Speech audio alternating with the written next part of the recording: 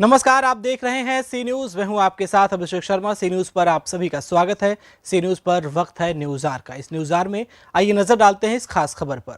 एक तरफ जहां पूरे देश में लॉकडाउन लगाया गया है, वहीं दूसरी तरफ लॉकडाउन में चोरों ने बीती रात एक घर में घुसकर लॉक काटकर नकदी व वाहनों को मिलाकर लाखों की चोरी की घटना को अंजाम दिया।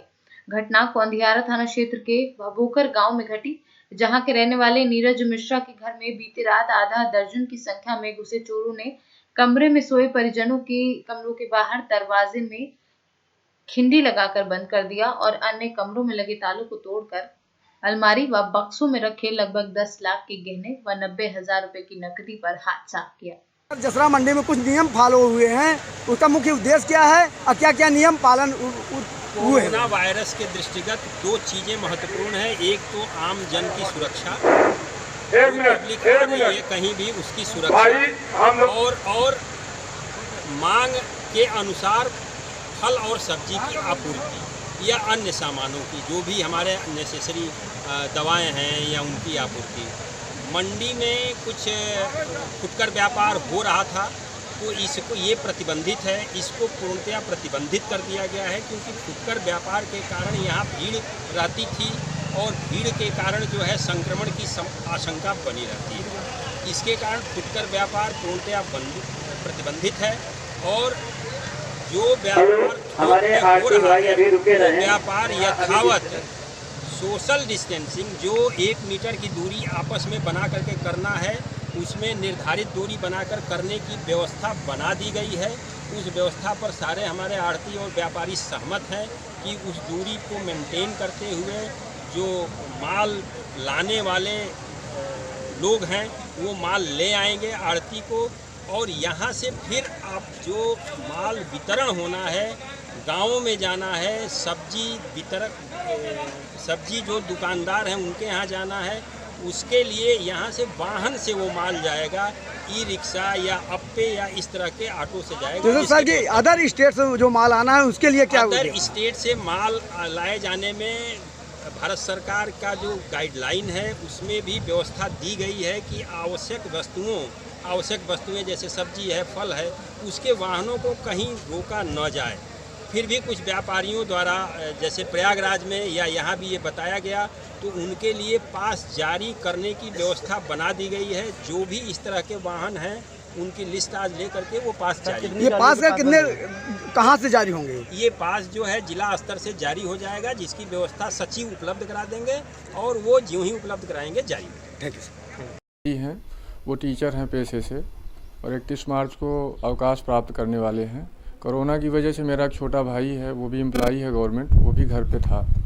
रात को हम 12 बजे सोए हैं। अक्सर मेरी आदत है, फाइल वाइल पे काम करता हूँ, पेशे से वकील हूँ, तो रात हम 12 बजे सोए। एक बार हम घर के अंदर घूम करके आए, अपने बिस्तर पर सो गए। लगभग 1 बजे या 1:10 के आसपास हमारे पिताजी उठे, बाथरूम जा रहे थे। जैसे ही बाथरूम के लिए निकले, इनको आहट सुनाई पड़ी और ये भागे अंदर। देखा तो पूरा मतलब दरवाज़ा हर कमरों का खुला हुआ था और जो अलमारी बॉक्स वगैरह थे ये सब टूटे हुए थे। ये दौड़ के हमारे कमरे की तरफ आते हैं, तो मेरा कमरा लॉक था। संदीप के कमरे की तरफ छोटा भाई जो है उसका कमरा बाहर से लॉक था। ज़ोर ज़ोर से चिल्लाने लगे और सितनी को बाहर से खोला। हम लोग दौड़ दौड़ के भाग के जब जाते हैं तो देखा कि मतलब मौके पर कोई दिखाई नहीं पड़ा। चोर, उनको पर्याप्त समय मिल गया भागने का और वो लोग जो है भाग के निकल गए। ये मेरे घर पर दूसरा जनवरी में 13 जनवरी 14 को खिचड़ी थी, 13 जनवरी को जो है ये अटैक हुआ था। लेकिन उस समय हम लोग जग गए और दौड़ाए भी। मेरे पास लाइसेंस है बंदूक, हमने फायरिंग भी किया और पुलिस को भी सूचना दी उस टाइम पे भी।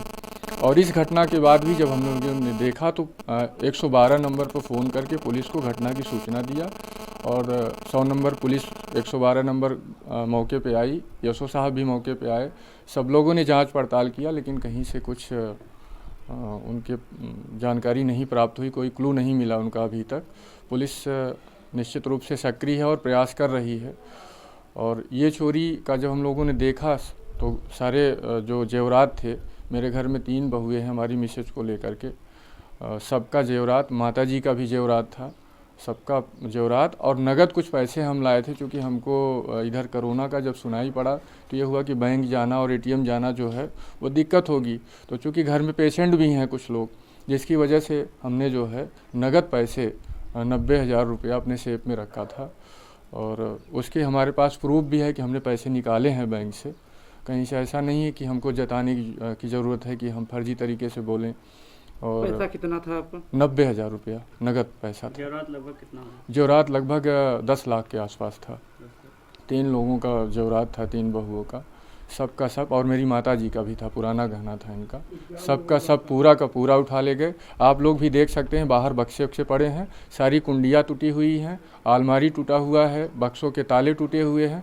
मतलब ये एज ए डकैती, संयोग ये कहिए कि दूसरा अटेम्प्ट जिसके घर में कर रहे हैं, तो हो सकता है कि यहाँ मतलब जान का भी खतरा है।